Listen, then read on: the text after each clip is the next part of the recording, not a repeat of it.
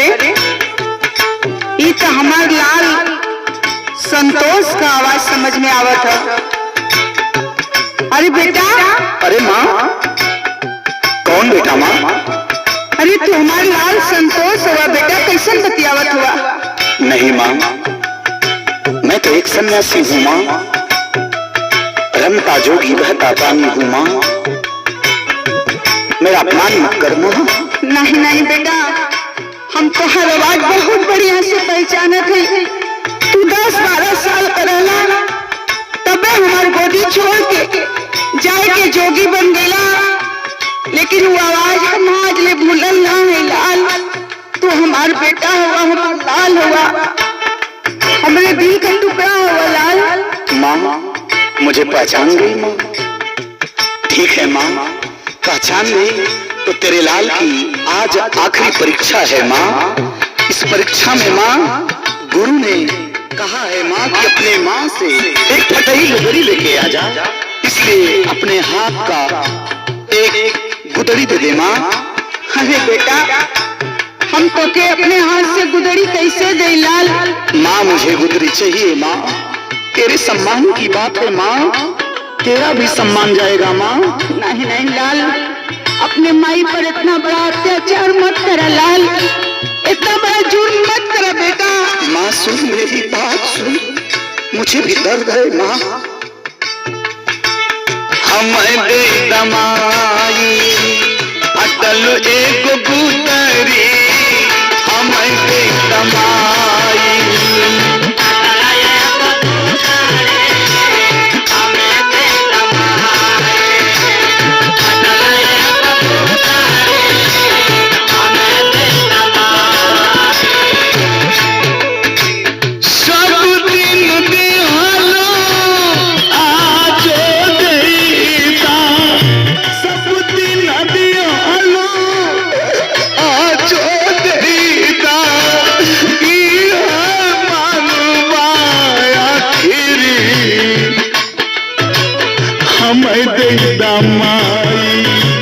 फटल एक गुदरी।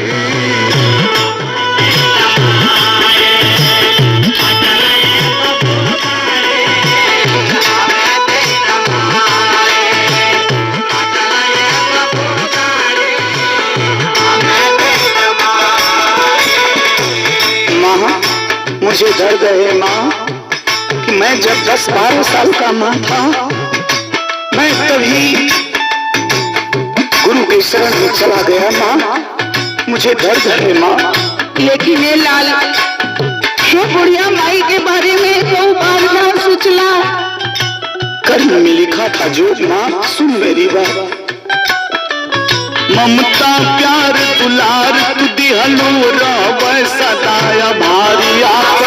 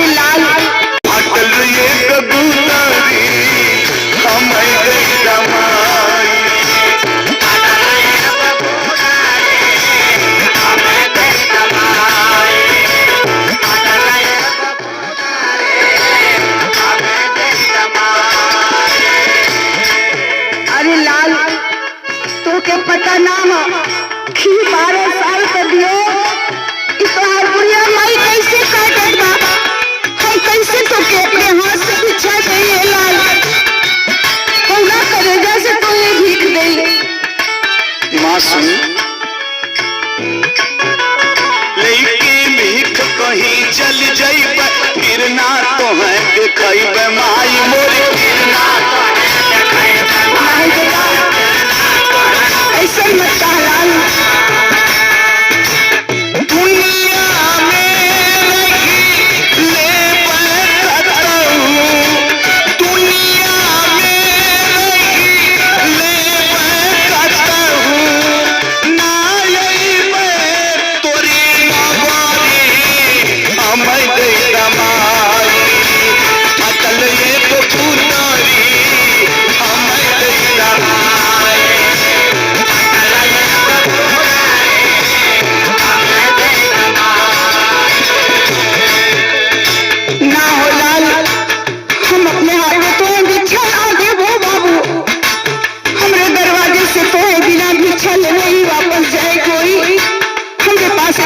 इतना बाकी हम अपने लाल के अपने हाथ से भी इच्छा दे देते।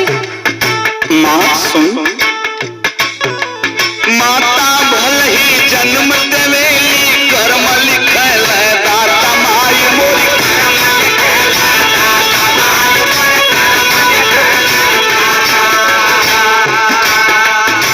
भाग्य विधाता के नाता से, भाग्य विधाता के नाता से बाधल जग बासवरी हमें दे दमाई। फटल एक गुदरी हमें दे दमाई।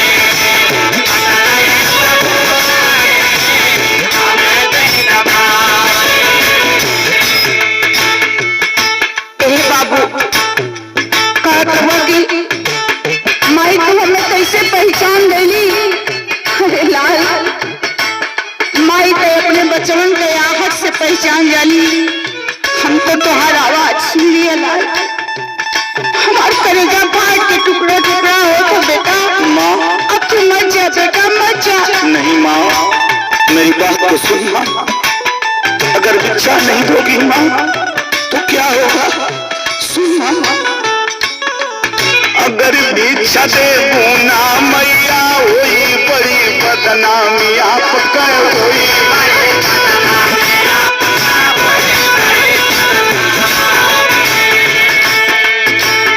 जोग पुराना हमारा होई है भाई, जोग पुराना हमारा होई है। गुरु ज्ञानी बाटे रगरी हमें दे रमाई। अटल एक गुदारी हमें दे रमाई।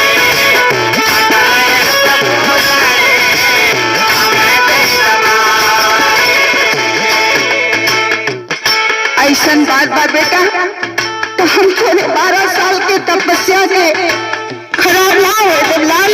हाँ माँ, ला बेटा, ला है माई के हाथ से है गुदड़ी ले ला और अपने गुरु की आज्ञा का पालन कैला बेटा। ला पकड़ा। हाँ माँ। संतोष भयल मोरी मैया, जोग पूरा हो जाई है माई मोरी, जोग पूरा हो जाई है।